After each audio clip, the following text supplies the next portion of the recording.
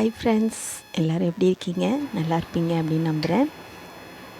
ரொம்ப நாளாக நம்ம வீடியோ போடவே இல்லை தான், அதுக்காக வெரி சாரி. இனிமேல் நம்ம வீடியோ தொடர்ந்து போடலாம். இன்றைக்கி நான் அதுக்குனுடைய தொடர்ச்சியாக முதல்ல ஒரு சின்னதாக ஒரு ஸ்நாக்ஸ் வீடியோ தான் உங்கள் கூட ஷேர் பண்ணியிருக்கேன்.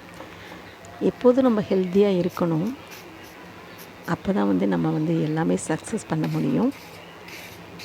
இடையில கொஞ்சம் ஹெல்த் இஷ்யூஸ் இருந்ததுனால தான் என்னால் இந்த வீடியோவில் கான்சன்ட்ரேட் பண்ண முடியல. இப்போ கூட என்னால் சரியாக கூட வாய்ஸ்லாம் கொடுக்க முடியல. அதனால தான். ஸோ நீங்கள் இதே மாதிரி ஆதரவு கொடுங்க. புதுசாக நம்ம வீடியோ பார்க்குறீங்கன்னா சப்ஸ்கிரைப் பண்ணிக்கோங்க. நம்மக்கிட்ட இருக்கிற எந்த குறையாக இருந்தாலும் நீங்கள் எங்களுக்கு சொல்லுங்கள், நான் அதை சேஞ்ச் பண்ணிக்கிறேன். இப்போ நம்ம என்ன செஞ்சுருக்கோம் அப்படின்னா, ஒரு ஸ்நாக்ஸ் தான் செஞ்சுருக்கோம். கேவரு மாவை இந்த மாதிரி அடை மாதிரி தட்டி அதை தவாவில் போட்டு எடுத்திருக்கோம். இதை நம்ம ஒரு மிக்சியிலேருந்து நாட்டு சக்கரை இல்லைன்னா வெல்லம் இதெல்லாம் போட்டு நம்ம கிரைண்ட் பண்ணிக்க போகிறோம். இப்போ கிரைண்ட் பண்ணி எடுத்தோன்னே பார்த்திங்கன்னா இப்படி பொடி பொடியாக வந்திருக்கும். இந்த ஸ்நாக்ஸ் ரொம்ப டேஸ்ட்டாக நல்லாயிருக்கும், நம்ம ஹெல்த்தியாகவும் இருக்கும். கேழ்வரகில் நம்ம பொதுவாக இடியாப்பம் செய்யலாம். அதுக்கு நம்ம தேங்காய் பால் வச்சு சாப்பிடுவோம். சில பேர் சாப்பிட மாட்டாங்க. இந்த ஸ்நாக்ஸ் மாதிரி செஞ்சு கொடுத்தீங்க அப்படின்னா ஒவ்வொரு உருண்டை சாப்பிட்டாலே போதும், நிச்சயமாக சீக்கிரமாக காலியாகிடும். அவ்வளோ டேஸ்ட்டாக சூப்பராக இருந்தது. இதை நான் ரெகுலராக பண்ண ஆரம்பிச்சிட்டேன்.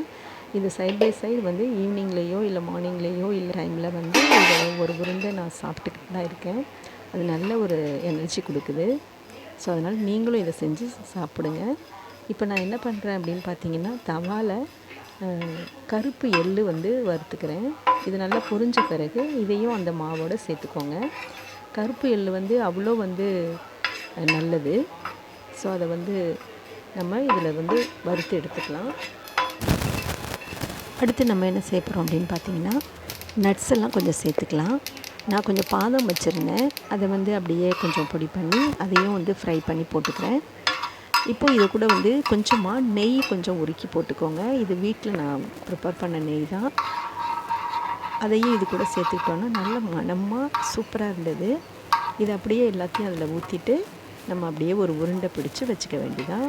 அப்படியே பாக்ஸில் உருண்டையாக உருட்டி வச்சிட்டோம் அப்படின்னு சொன்னால் நம்ம எப்போல்லாம் டைம் கிடைக்குதோ அப்போ எடுத்து ஒன்று சாப்பிட்லாம். நான் இதை ஃபஸ்ட் டைம் செய்யும்போது உடனேவே எல்லா உருண்டையுமே காலி ஆகிடுச்சு. அந்தளவுக்கு டேஸ்ட்டாக இருந்தது. ஸோ திருப்பியும் நம்ம அது மாதிரி செஞ்சு வச்சுக்கணும். ரொம்ப சின்ன பிள்ளைங்க கூட ரொம்ப இன்ட்ரெஸ்ட்டாக இதை எடுத்து சாப்பிடுவாங்க. ஸோ அதனால் இதை கட்டாயமாக நீங்கள் வீட்டில் செஞ்சு பாருங்கள். டேஸ்ட் எப்படி இருந்தது அப்படிங்கிறத மறக்காமல் கமெண்ட்டில் சொல்லுங்கள். இன்னொரு இன்ட்ரெஸ்டிங்கான வீடியோவில் உங்களை நான் மீட் பண்ணுறேன். Thank you so much friends. இதே மாதிரி நம்ம வீடியோவை பார்த்து எங்களுக்கு கொஞ்சம் ஆதரவு கொடுங்க. உங்களுக்கு இந்த வீடியோ பிடிச்சிருந்ததுன்னா ஒரு லைக் கொடுங்க. வேறு ஏதாவது குறைகள் இருந்தாலும் அதை கமெண்ட் செக்ஷனில் சொல்லுங்கள். அதை நான் ரெக்டிஃபை பண்ணிக்கிறேன். ஸோ இந்த பால் கட்டாயமாக நீங்கள் செஞ்சு சாப்பிடுங்க. சரிங்களா? ஓகே, பாய். இன்னொரு இன்ட்ரெஸ்டிங்கான வீடியோவில் உங்களை மீட் பண்ணுறேன். Thank you so much for friends. Thank you.